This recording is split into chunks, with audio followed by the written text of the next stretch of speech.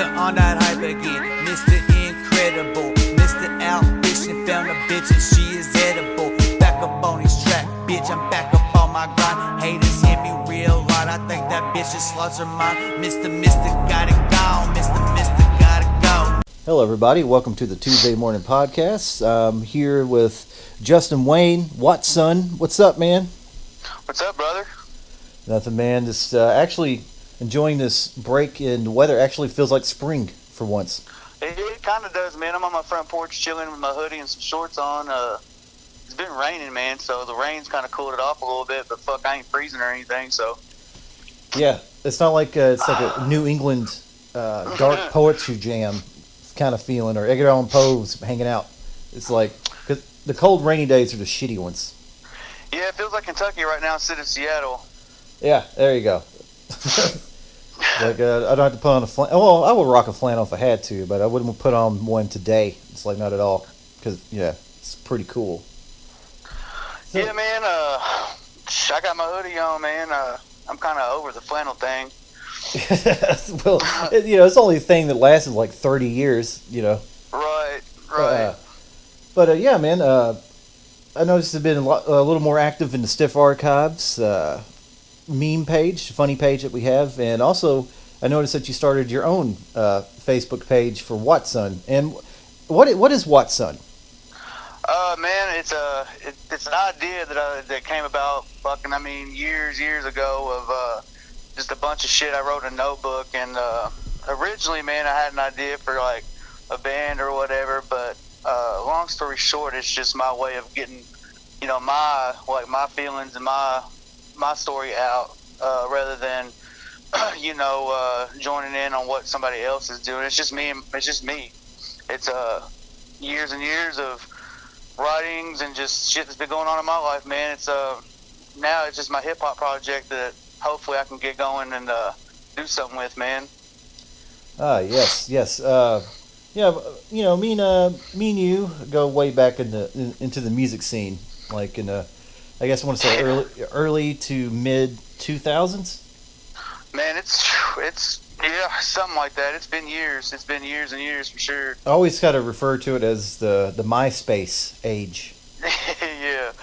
Yeah. When people still bought albums. Yeah, and actually could tolerate loud guitars. Mm-hmm. So yeah, let's talk about those early days. I remember. I don't know. Obviously, me and Alan done Escape the Rain stuff before we joined Alan joined SSD and I was in Pumpkin Bomb. But yeah, what was Justin's early? How'd you begin out? How'd you start in the scene? Basically, Pray for a Crash is probably the most known deal that I was a part of. It was just basically me wanting to be a part of something and play music, and the only way to do that at that point in my life was to kind of just roll with what the fuck someone else was doing, and just play with who was available and who would play with me and write with me and things. So I just jumped on. Essentially, what was a bandwagon. I mean, it was fun and stuff, but at the same time, man, there's a lot of regret back then for me. Oh, well, yeah, it's just one of those things, man. Young, dumb, and full of cum kind of situation. Right. It was a good time, man. A lot of, a lot of things happened. I experienced a lot of shit and played some shows. I did some stuff, but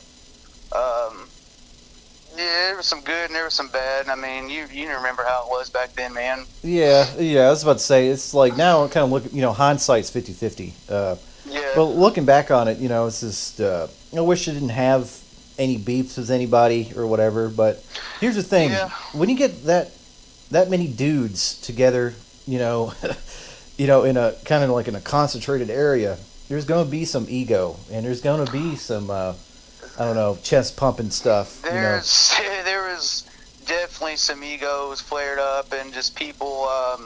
You had one band, especially here in the Berg, man. You had multiple different types and genres of music going around, and the hardcore kids hated this, and the alternative kids hated that, and it was just a lot of unnecessary egotistic just bullshit going around that happened. But like you said, we're all young and stuff, so yeah, there's not much you can do about it now. No, it was fun. It was still some of the best times of my life or whatever. Oh, absolutely. I think what was so crazy about it, I don't think anybody really knew what was actually going on at the time. When I say that, it's just like, what the fuck was a musical revolution? Why did that happen in Middleburg County? You know? Well, especially a place like this, there wasn't shit for any young folks to do anything like that now. But like, once we got the music thing popping, and like rock shows started happening, and bands started getting noticed, even just locally, it sparked something in everybody, and it's cool, but at the same time, that's kind of what helped out enabled the ego, and it drug a lot of people down, and it started beefs that shouldn't have happened, and just a lot of dumb stuff. Yeah, that happened between people and whatnot. Yeah, see, my 18, 19-year-old mind was thinking, these rich kids, the richer, I would say rich kids, they got a hold of better equipment. They got better guitars and stuff. Yep. And, then they thought, they can just take over what we started. What we took over as humble, poor kids. That basically we shared everyone's fucking equipment, there for a long time. I mean, absolutely. That's how it always was, man. Somebody was using someone's drum set. I know I personally used, I used a couple of cabs and different amps and shit, for a talent show or an action center show or this and that or whatever. But the thing the rich kids will say, like, we'll call them, they just was lacking some soul, I think. Like, their music was soulless, and where us, the poor kids, or whatever you want to call it, we had soul in our music. And we're actually coming from a gutter that they didn't understand. You know what I'm saying? And right. It caused an issue. Yeah, and I think once it started kind of getting bigger and bigger and bigger, I think was it Creekstock 2 is probably the biggest show that happened, or is either the second or the third one. That's when I don't know these raggedy ass. I wouldn't say raggedy ass, talking about us, lower tier, almost impoverished kids were banging the rich dudes' girlfriends because they wanted to see rock stars. Yeah, that's definitely. So that caused some animosity. I won't mention any names, but I know exactly what you're talking about. There's a couple of different examples I could give where this rich kid had a banging chick, but like. He was just rich. He didn't know what rock and roll was or what punk rock was or none of that shit. And, where they were like pretending to be or play the role of a rock star, we're actually living it as far as, all that stuff goes. So, Right. But, it created some tension, man. It definitely created some tension. Yeah, I mean, it's silly looking back now. I didn't participate in any of the hoeing or whatever. But I know, I'm not calling you a man whore, but dude, you did lay some pipe. You laid some pipe there for a pretty good while. I ain't gonna deny that part of my life. It's it's part of my history. But yeah, I made some mistakes and had some shit happen, and let myself, be a part of a young female's world that I shouldn't have been a part of because she had a dude, and this and that, and probably introduced her to some drugs I shouldn't have and whatnot. But shit, man. Shit happens, and you live, you learn. Yeah, I mean, no regrets, no regrets. I mean, sure. I mean, there's a few, but it's like, what are you gonna do about it now? I mean, I just love, especially then, being that young, and having, females throw themselves at me, along with, having my brain and infused with the stuff I was doing, liquor and drugs and. Just the music, all of it. It was bound to happen. I mean, but what can you do, man? I mean, maybe I helped the dude out. I don't know. I just know that it was a good time, but it was also a bad time. So. Right. Okay. I remember. We're just glazing over some stuff, but there's Pray for a Crash, and didn't you also have another band that you played for in Evansville or something too? At the time? I played with a Scene Queen band, Promise for Dying for a minute, which the only good thing that ever came out of that for me was I met my baby's mama, which, thankfully for, that happened. But, I was in a Promise for Dying for just a little bit, which that's probably one of the biggest regrets of anything I've ever been a part of, because it was just ignorance, and I didn't agree with shit, and I didn't like anything I was doing really. But yeah, I did that for a while. And then of course I moved, you know what I'm saying, to Louisville, and met some dudes there, and then I met some dudes in Ohio and Lexington. I mean, I played with, a list of people and did some music with a bunch of people, man, but some of it was good, some of it wasn't. I wish I would have been more focused on the Watsun thing back then rather than waiting so long to do it, but... Right. This is one of those things, man. It's come around town. Like I remember we had a drummer from Ohio. I don't know if you remember Dave. Yeah, man, I remember Dave. It's so crazy when I saw what he. I always knew, you know, he was a drinker or whatever, but had no idea to the extent what other stuff he was doing. And it sucks. Like, was it 3 years ago, or it might have been a little longer, that he fucking found on Facebook that he just dropped dead, dude. The casualty of the music scene. Yeah, it was like, what was it? Dave was McClain. 3 or 4 years ago, man. I remember when y'all first got him. He wasn't. I drove y'all to Nashville to the Muse or whatever, and he was y'all's drummer then. He was an alright dude, man. It wasn't that okay. He was way cooler than he was at drums. I mean, he was just an okay drummer, but he was just such a cool dude, and having and getting holding a band together is fucking retardedly hard. And we went through drummers like fucking cigarettes. Yeah, that was y'all's biggest setback, man. Was y'all never could find like a drummer to stick. Yeah, and, he was definitely a cool dude, man. He just, like you said, he was your standard punk rock drummer, I guess, man. You know, but he was way cooler to be around, like you said. Yeah, and sometimes that's all you need, man. Then yeah, that was always my problem, you know.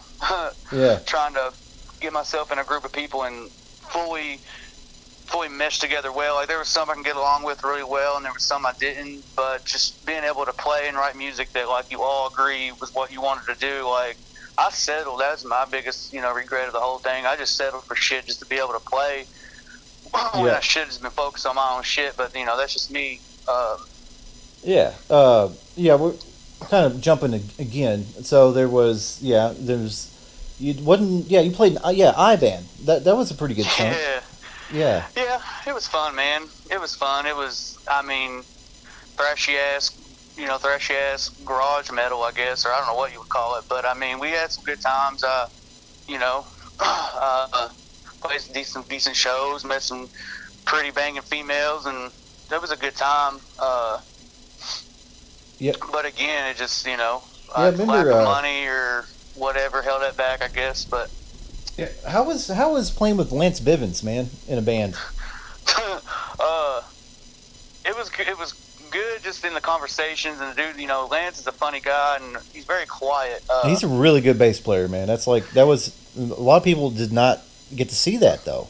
No, I-Band was not did not showcase his talent at all, as it, which was the case with a few of us. But Lance was a whole lot better than people ever could imagine, just because they didn't see him play too many times, and the only thing he ever did that I know of that got any kind of notice, got noticed at all was I-Band. So, but he's a cool dude, man.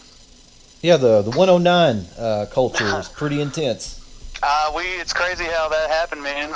It's weird to think that a group of kids or a group of dudes from here got a gathering like that, because you had fuckers from everywhere, repping the 109, wearing green bandanas and putting 109 everywhere, and that's it was cool to me. It's cool because everywhere we went, that's we were noticed for that. But at the same time, me personally, I just felt like it was more to me than that. So there was ups and there was its goods, and then there was bads about it. But it happened. Yeah, and Ken, also, I'm looking at your Wikipedia page right now, by the way. Then there's also that area of your life when you was wrestling. He's being a pro wrestler. Oh yeah, the WWA, yeah. Yeah, how was that? And explain that process to me at the time. How'd you get into that? Well, I was really good. I've known Chris since I was in high school, man, and he'd always, come to school with his championship belts and shit, and he was just super into it. And one day, like, I don't know how the conversation truly actually happened. I can't remember, but one day I was like, man, I want to just do something different I ain't never did before, and I know some dudes that do it, and so I hit them up and was like, man, I want to try this wrestling thing out and see, how that works out. Because in my head, I'm going, I'm just thinking about Shawn Michaels and all the cool shit he did, and how cool it would be to kind of sustain just do something like that. So I hit him up and tried it out. It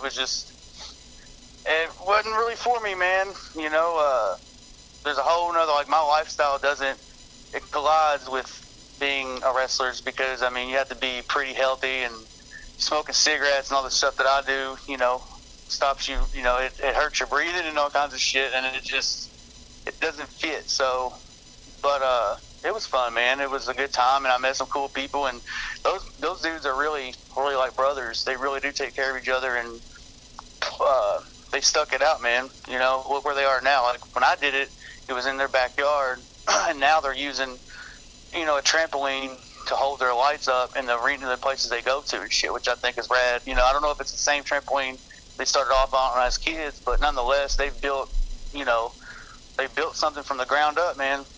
Yeah, and it's one of those things, like, always grew up, always done trampoline wrestling and stuff like that. Right. But I never took it that far. Kevin Kamer, surprisingly, he also tried the wrestling out for a pretty good while too. But I never took my fandom that far, so I always find it, like, fascinating when people, take their first back bump and, their, the first atomic drop, Man, that first bump is like, it's, everyone like to think that, oh, man, that ring, that's soft shit, it don't hurt that bad or whatever they think. No, dude, that shit hurts. It hurts big time. Like, it'll take your breath, and, one wrong move, dude, and you bump the back of your head and knocks you out, or, anything, man. It's definitely, your body has to be up to date, and you have to take care of yourself to a certain level, because if not, dude, it's just going to be bad for you. Yeah, let's see. That obviously, I guess since we're here on the wrestling topic, man, did you watch WrestleMania 34? Man, I actually did not watch it I did not watch it that Sunday, but over the weekend, I watched a few matches, the matches that I was told were, the ones worth watching. And it was all right, man. The women's match blew my mind. Dude, that's my favorite match on the fucking card. Yeah. Asuka and Charlotte, that was amazing. I really, it was good. They were doing stuff that, like, some of the men wasn't doing, and for women's wrestling to come that far, it's pretty cool, because we all know where women's wrestling was. That it was divas and shit. For a minute. Yeah, that was bad. It was just like a bunch of, like, what looked like porn star, fake tits and stuff running around and just wasting time pretty much, which is all right, but it's awesome to see where women's wrestling, is now. And it means something. But yeah, dude, their match blew my mind. Yes. It had good back and forth. The storytelling in the match was really good. Yep.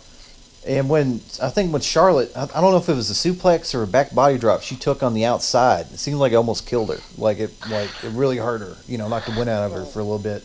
And that's how you. Go ahead. No, she took a crazy bump on the outside, man. And you just think, there's some dudes that can't take that kind of shit, and she, women, they're doing it. You know what I'm saying? It's in her DNA, man. It's crazy, dude. She's a flare. It's crazy. And at first, dude, when Charlotte first came on the scene, I did not like her as far as, like, just her wrestling. I didn't have much faith in it, Right. Which obviously was proved wrong by it, because, dude, she's probably one of their best wrestlers, women wrestlers, not actually overall wrestlers. Yeah, she makes she makes the division legit, and so does Asuka.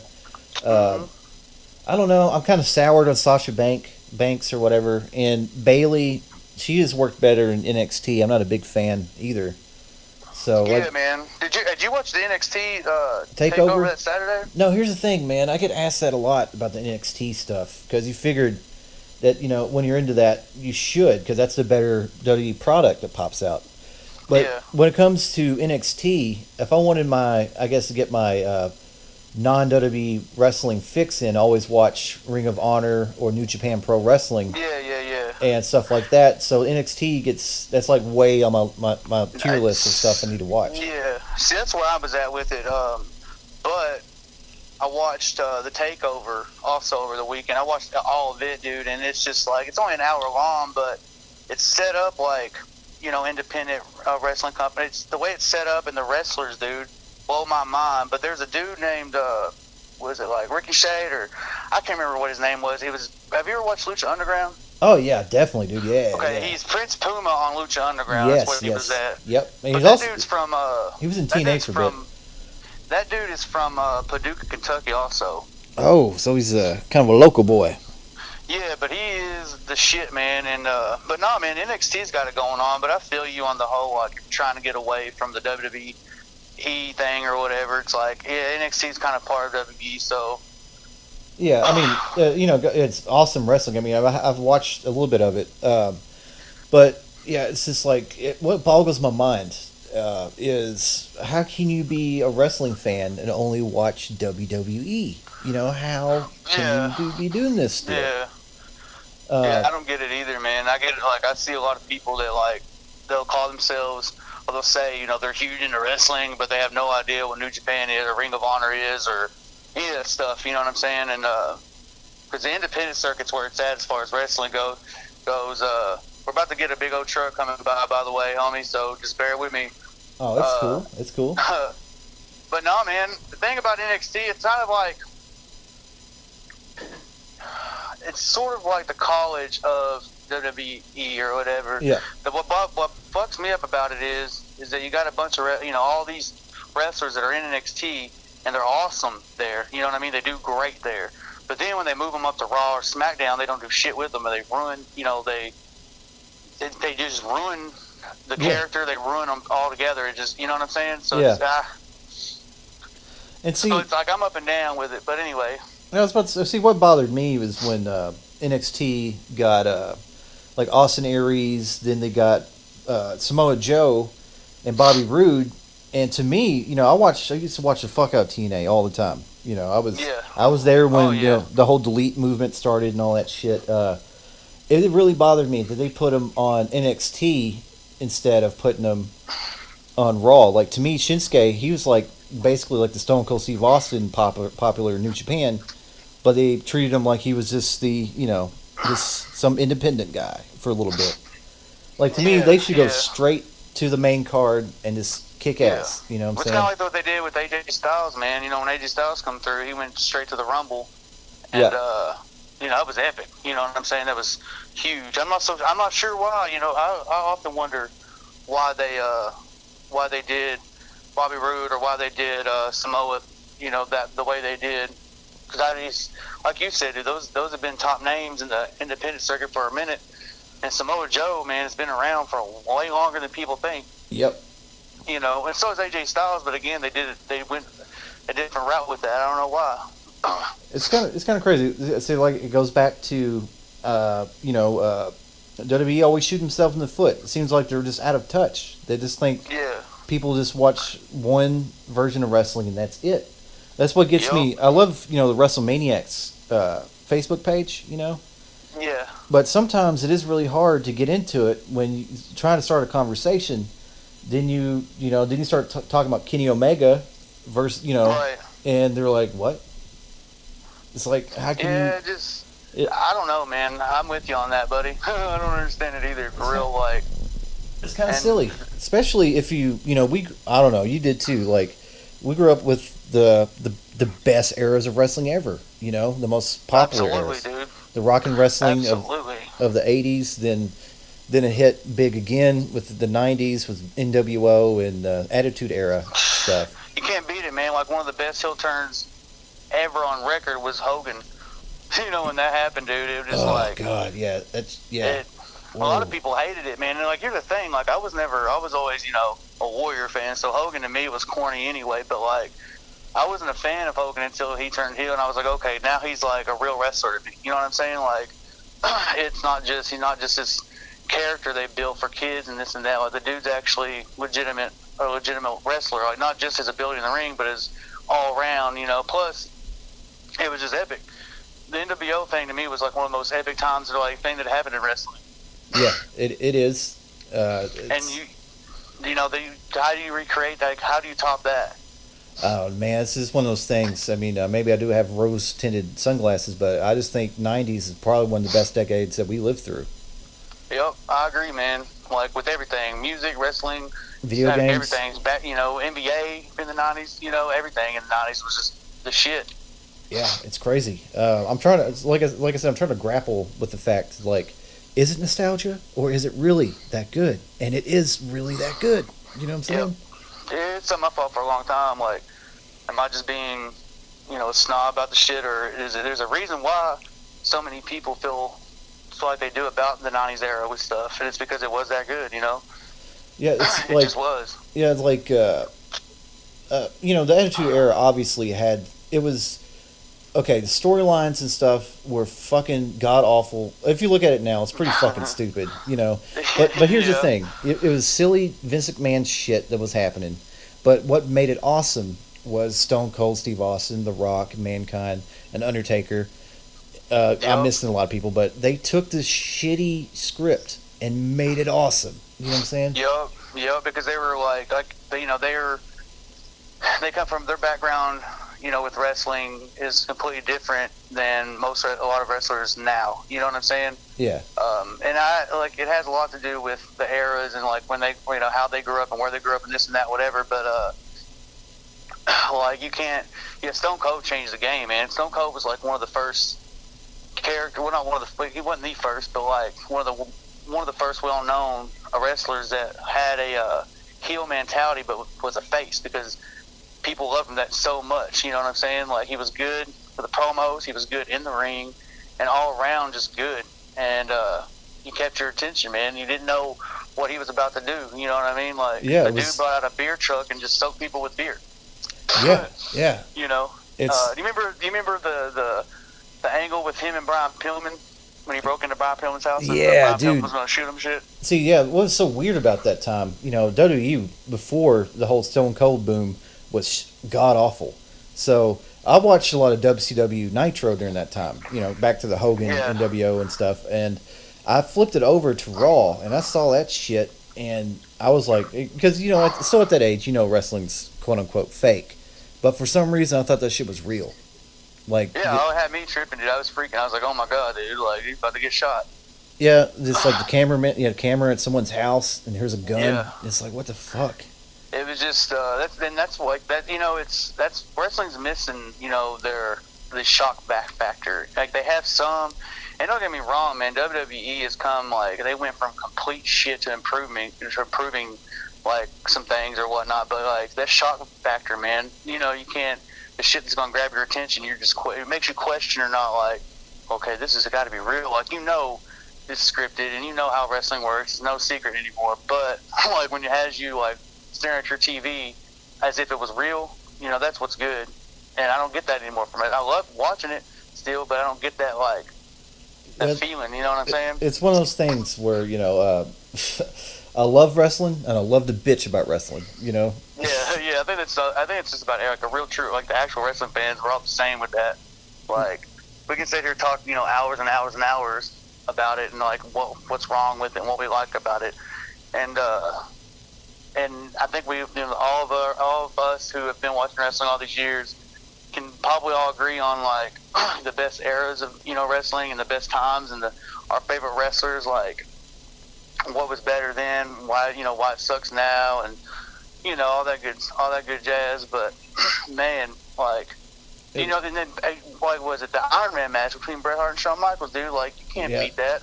Yeah, that was dope. That was some good. I've watched that shit multiple times, dude. You're talking about a little over an hour long match, and a lot of people can't stand to watch 15 minutes of it. I've watched that shit multiple times. Dude, I love Broadways if they hold my Lenny Nick Bockwinkel had one, I think, with Mr. Perfect. It was actually went to a 60-minute time limit, and when it's like that, and if you manage to keep someone's interest that long, that's talent. You done your wrestling correctly. Exactly, man. Exactly.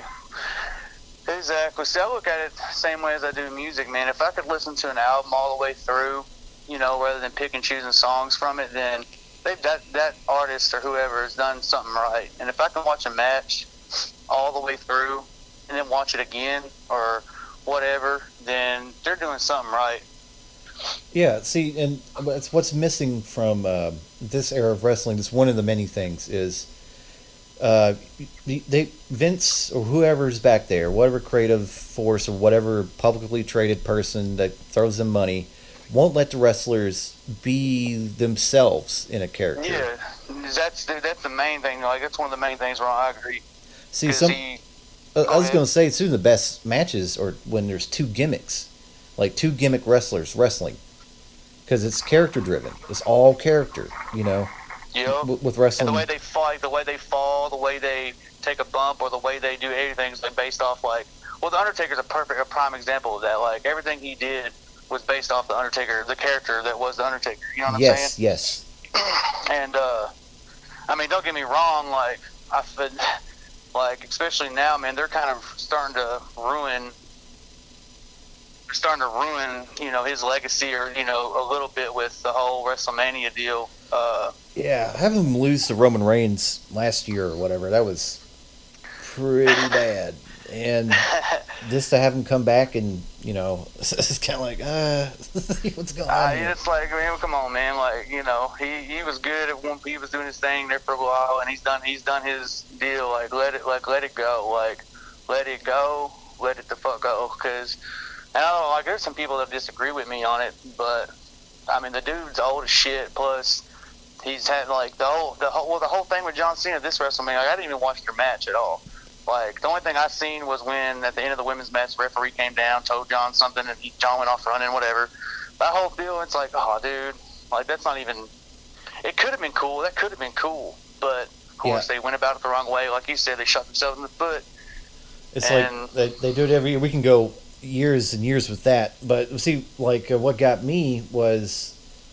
Well, okay. Two things I did like about the Undertaker and John Cena thing was the build-up where Undertaker didn't show up until WrestleMania, and for some reason I thought it was hilarious that John Cena would be a fan. And number 3 is Elias getting that little bump because the false entrance was lights went out. I didn't see that. I didn't see that part of it. Okay, yeah, because the lights go out, then you're like, oh shit, it's Undertaker, but it's Elias.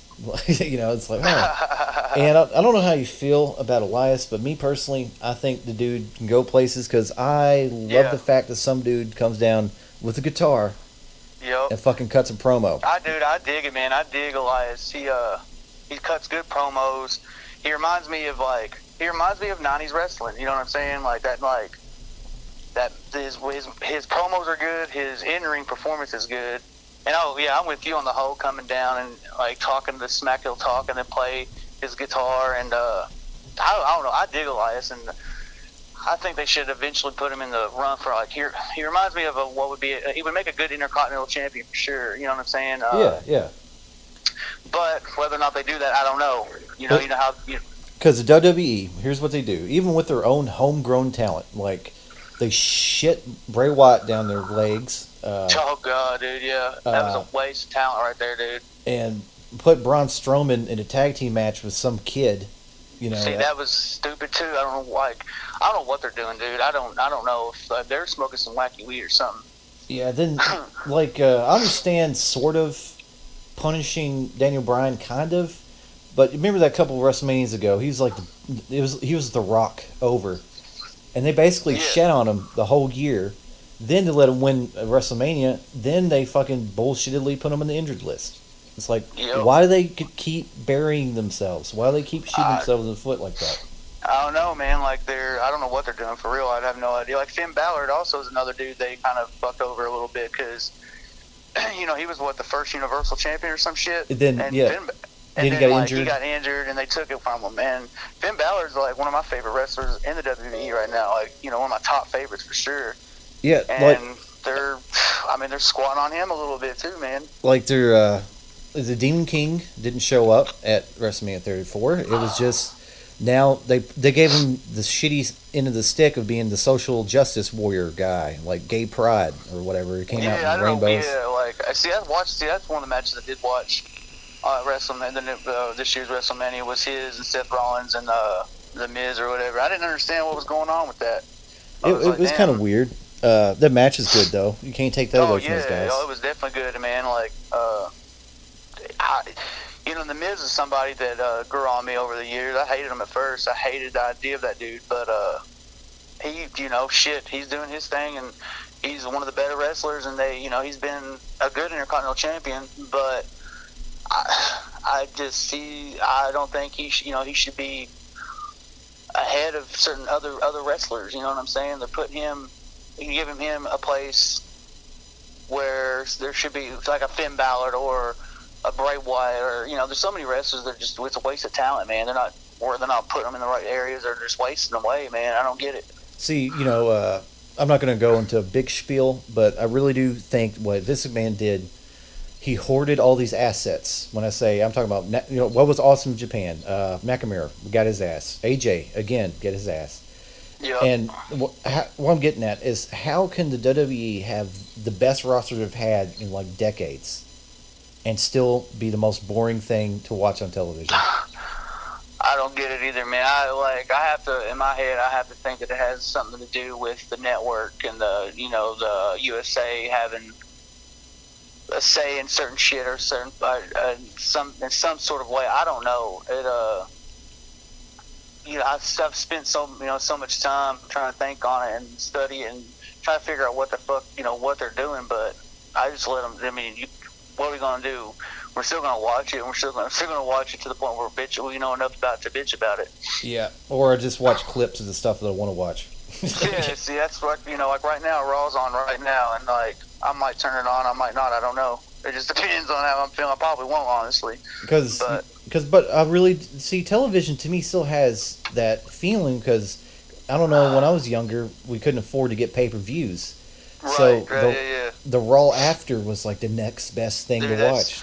That's like one of the most exciting things as a kid, was like knowing that you're about to watch a Raw after a pay-per-view and find out if so-and-so lost that belt, or what happened here, what happened there. And I still get that excitement. Like I watched the SmackDown I watched after right after WrestleMania. I didn't get to watch Raw, but I watched the SmackDown to figure out if AJ kept his belt and Charlotte won, or who, you know what I mean? Yeah. But as far as the actual pay-per-view goes, I skipped through that shit. I mean, also, who has time to watch 7 hours of wrestling? Because that was from pre-show on. Was that how long it was? Was WrestleMania that long?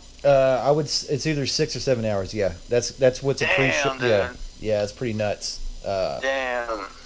That's crazy. See, I love what they're doing with Matt Hardy and Bray Wyatt. They gave Jeff Hardy the belt, the USA belt. Yeah. But I'm not up to date with who went to Raw or who went to SmackDown or anything. Yeah, see, I forgot that was even happening. Like, that was just a recent thing. I don't know either. That'd be the only reason why I would turn it on, just to find out, you know what I'm saying? Then, don't watch until maybe SummerSlam. Then, Yeah. But, Justin, I guess we're going to take a small break here. I actually got to use the facilities. Right on. And we'll be right back with the Tuesday Morning Podcast with Watsun. Gotta